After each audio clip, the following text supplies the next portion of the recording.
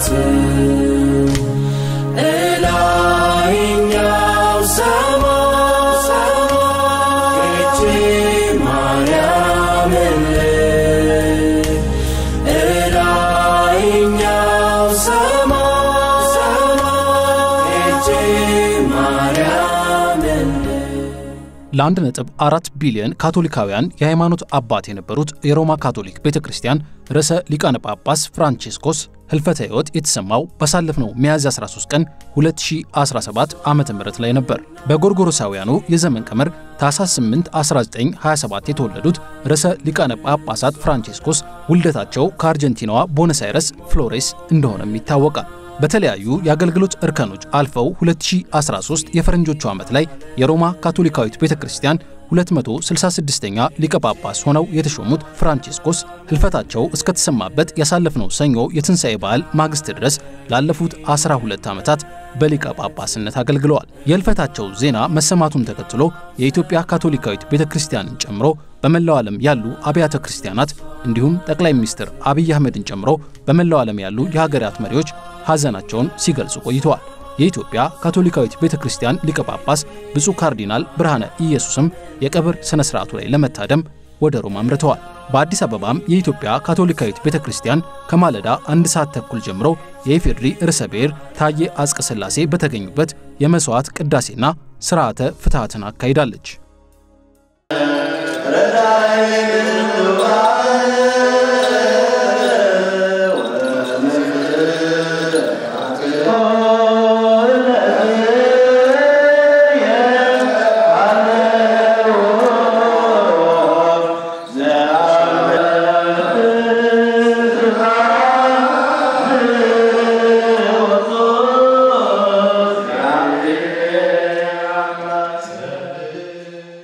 ኢየሱስ ክርስቶስ ጠርቷቸው የኢየሱስ ክርስቶስን ጥሪ መልሰው የሚያገለግሉ አባቶች፣ እናቶች፣ እህቶች፣ ወንድሞች የኢየሱስ እረኛነትን ያስቀጥላሉ። የኢየሱስ እረኛነትን ዛሬ በእኛ መካከል እውን ያደርጉታል። ይህንኑ ያደረጉት አቡነ ፍራንቺስኮስ የኢየሱስ እረኛነትን የኢየሱስ መልካምነትን የኢየሱስ በጎነትን እንደ አቅማቸው እንደተጠሩበት የኢየሱስ ክርስቶስን እረኛነት አድርሰዋል። ርዕሰ ሊቃነ ጳጳሳት አቡነ ፍራንቺስኮስ ይህንኑ ነው ተቀብለው ጥሪያቸው የእሳቸው እንደሆነ አምነው በኢየሱሳውያን ማህበር ገብተው እንግዲህ እንደ ማንኛውም ገዳማዊ የሚደረገውን ጉዞ አድርገው ካህን ሆነው የኢየሱሳውያን አለቃ ሆነው ከዛ በኋላ ነው ወደ ጵጵስና አገልግሎት የገቡት። በፋሲካ ዕለት ህዝቡን ባርከዋል። እንግዲህ ከሆስፒታል ተመልሰው ከደከሙ በኋላ መናገር በተለማምደው አጭር ቃል ተናግረዋል። ከዛም አልፎ ወርደው በህዝቡ መካከል ተመላልሰዋል። በኋላም መጨረሻ ምን ብለዋል? በህዝቡ መካከል ስላመላለሳችሁኝ እግዚአብሔር ይስጣችሁ። ምንድነው? እረኝነታቸው እስከ መጨረሻ ነው።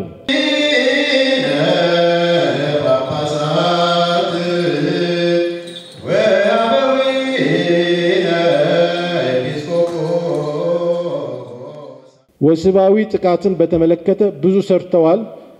ትኩስ ከነበሩት ድንቾች በእጅ ለመያዝ ከሚከብደው አንዱ ነገር በቤተ ክርስቲያን ውስጥ የተከሰተው የወሲባዊ ጥቃት ታሪክ፣ የረጅም ጊዜ ታሪክ ሁላችንም በኃላፊነት የነበረን ሰዎች ምን ያህል ከባድ እንደሆነ እናውቃለን።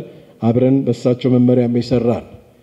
ከዛ አልፎ በቤተ ክርስቲያን አካባቢ የነበረ ሙስና፣ በቤተ ክርስቲያን አካባቢ የነበረ ጾታዊ እኩል አለመሆን፣ በቤተ ክርስቲያንም አካባቢ በዓለምም አካባቢ የነበረ ዘረኝነት፣ ስደተኛን የመቃወም ነገር፣ ይሄ ሁሉ ወንጌል ከመስበካቸው ተጨማሪ አገልግሎት ነበር። እንደምታውቁት በዚህ ወቅት ያሉት ብዙዎቹ መንግስታት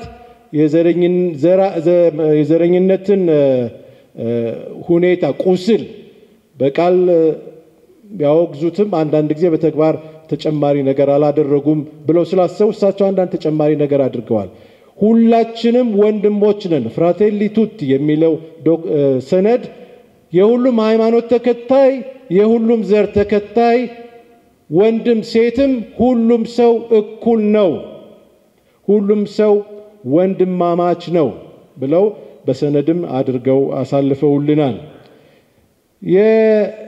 የስደተኞችን ጉዳይ በተመለከተ እሳቸው ራሳቸው የስደተኞች ልጅ ናቸው። አባታቸውና እናታቸው ወደ አርጀንቲና ከጣሊያን ፈልሰው የሄዱ ናቸው። መጀመሪያም ተመቻችቷቸው አልነበረም። እሳቸው ብዙ አይነት ስራ ሰርተዋል። ቦዲጋርድ ነበሩ በአንድ ክለብ ውስጥ በወጣትነት እድሜያቸው፣ ተማሪም ከመሆናቸው በፊት የዩኒቨርሲቲ ተማሪም ከመሆናቸው በፊት ብዙ ነገር አድርገዋል። የስደተኛው የሰራተኛው ሁኔታ ይቆረቁራቸው ነበር። እሷ እናቴ ናት መሄድ እወዳለሁ መንበሯን አያለሁ። በዓለም አቀፍ ደረጃ የተከናወነውን የሊቀ ጳጳስ ፍራንቺስኮስ የሽኝትና የቀብር ስነ ስርዓት የተጋራችው የኢትዮጵያ ካቶሊካዊት ቤተክርስቲያን ከመስዋዕት ቅዳሴና ፍትሐት ባሻገር ምዕመናንና ተጋባዥ እንግዶች በተዘጋጀው የሐዘን መግለጫ መዝገብ ላይ የተሰማቸውን እንዲያሰፍሩ አድርጋለች።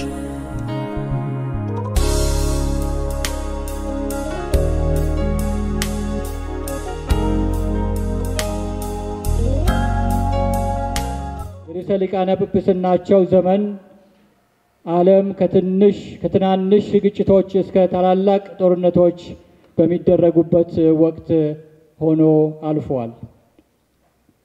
ጦርነት ሁሌም ሽንፈት ነው በማለት ከ300 በሚበልጡ መልእክቶቻቸው በታላቅ ተማጽኖ አስተጋብተዋል። በመሪዎቹ ይፋዊ መግለጫቸውን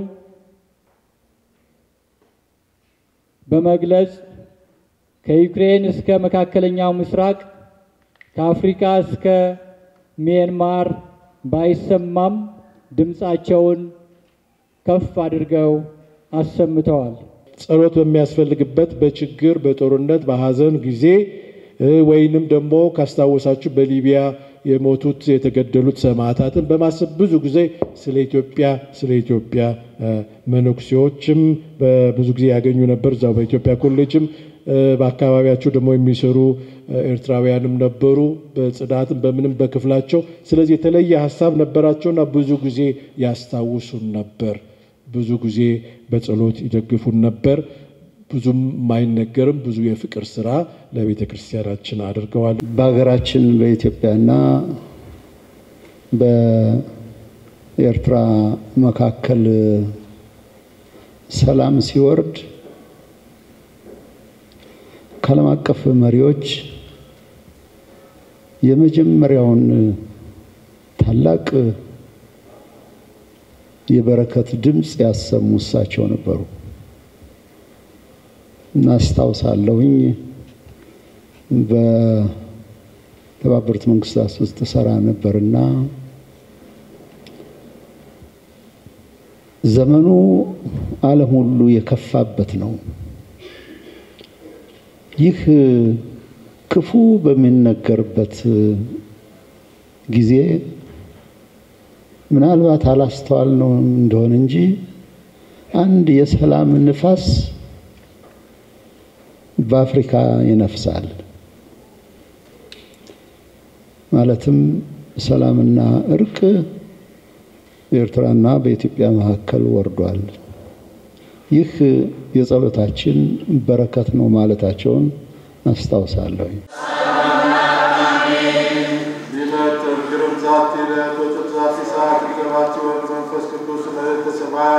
ويتدلوا لجنس أسواق ويتقدسوا وتقونا وفرات كبوت اليوم كسلام الأكزابير أنه بشيء مسلم كل كرمون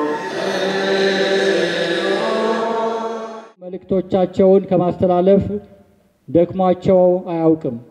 በየሀገራቱ በሚገኙ የርዕሰ ሊቃነ ጳጳሳት ተወካዮች አማካይነት በጦርነት እና በግጭት ለሚጎዱ የማጽናኛ በቀጥታ ተሳታፊ ለሆኑ አካላት የሰላም ጥሪ አድርገዋል። በዚህ ደብዳቤ በቪዲዮ የተሰበሰቡ ሰፋ ያሉ መልእክቶቻቸው በዓለም አቀፍ ሚዲያዎች እየተሰራጩ ይገኛሉ። ሕዝብ ስለ ሰላም እንዲጸልይ በየትምህርታቸው እና መልእክታቸው ይህንን ይማጸኑ ነበር። የጾምና የጸሎት ቀናትን ለሶሪያ፣ ለሊባኖስ፣ ለአፍጋኒስታን፣ ለደቡብ ሱዳን፣ ለኮንጎ ዲሞክራሲያዊ ሪፐብሊክ፣ ለቅድስት ሀገር እና በመላው ዓለም ለሚገኙ ምዕመናን አደራ ብለዋል። እኛም ኢትዮጵያውያን በእርስ በርስ ጦርነት ውስጥ በነበርንባቸው ጊዜያት በጸሎት ስም ጠርተው አስበዋል። በተለይ በደቡብ ሱዳን ተፋላሚ ወገኖች በተከታታይ የሰላምን መንገድ ባልዋጁበት ጊዜ እኒህ ታላቅ አባት በተዋጊዎች እግር ወድቀው ለምነዋል። ይህን ያረገ ማን ነው? የለም። ስለዚህ በዚህ ይታወሳሉ። ቀን ለጠመመባቸው፣ ቀን ለጎደለባቸው ሁሉ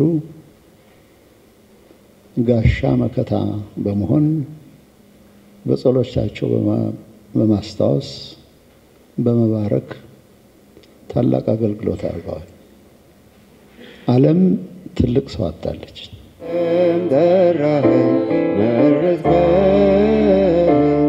ለወጥከኛ ቆምከኝ በቤት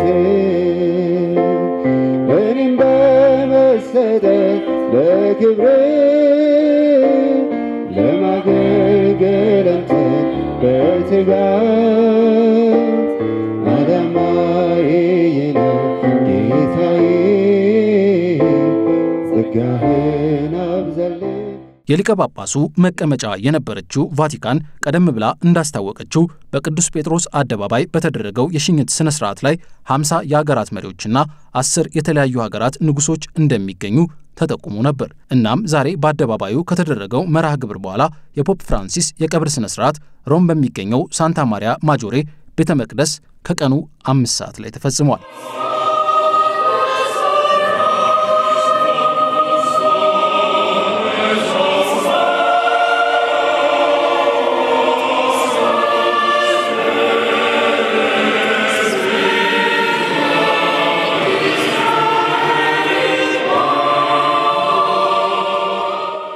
ከልጅነት እድሜያቸው ጀምሮ ሲታገላቸው የቆየው የሳምባ ምች ህመም በ88 ዓመታቸው ለህልፈት ያበቃቸው ፖፕ ፍራንሲስ የመቃብር ቦታቸው ጌጠኛ እንዳይሆንና ፍራንቺስኮስ ከሚለው ስማቸው ውጪ ምንም ነገር እንዳይሰፍርበት መናዘዛቸው ተነግሯል። ይህም ብቻ ሳይሆን ለቀብር ስነ ስርዓታቸው የሚውለው ወጪ በራሳቸው የበጎ አድራጎት ገንዘብ እንዲሸፈን የተናዘዙት ሊቀ ጳጳሱ ቀሪው ገንዘብም ወደ ሳንታ ማሪያ ማጆሬ የጳጳሳት ቤተ መቅደስ እንዲዛወር አሳስበው ማረፋቸውን የተነገረው። ሊቀ ጳጳስ ፍራንቺስኮስን በክብር የሸኘችው የሮማ ካቶሊካዊት ቤተክርስቲያን በመጪዎቹ 2 ሳምንታት ውስጥ እርሳቸውን የሚተኩ ሊቀ ጳጳስ እንደምትሾም አስታውቃለች።